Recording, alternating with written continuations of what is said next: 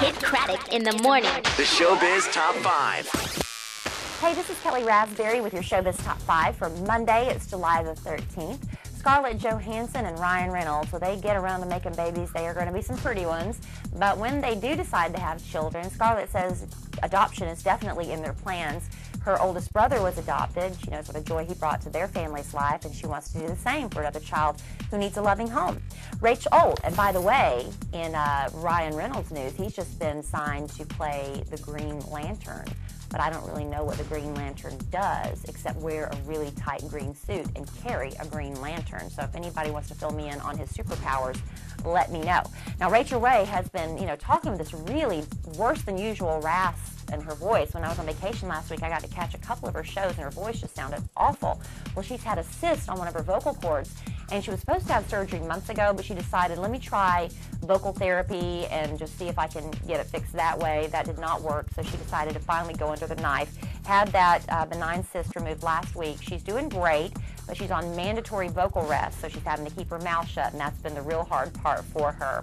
Kate Gosselin's been home watching the kids while her hubby, or soon-to-be ex-hubby, John, is off in the south of France with his new girlfriend, and it is not the third-grade teacher he was originally having the affair with.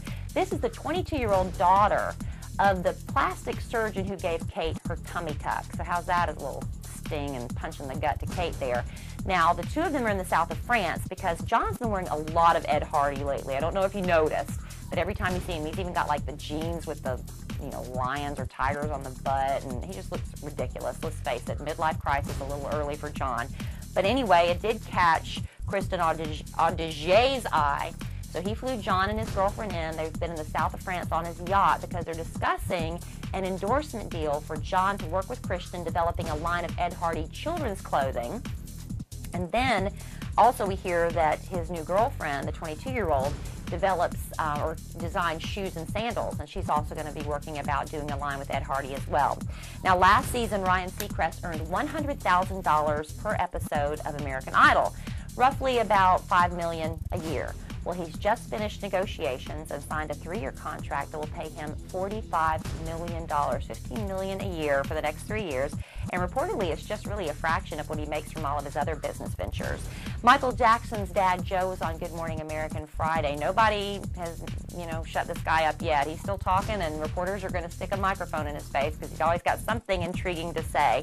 And now he's actually looking at Michael's children as another source of income, apparently. He sees that they have a future in entertainment. He says of Paris, the 11-year-old girl, that she definitely wants to do something. He can sense that in her. And that 7-year-old Blanket, the youngest, is a really great dancer.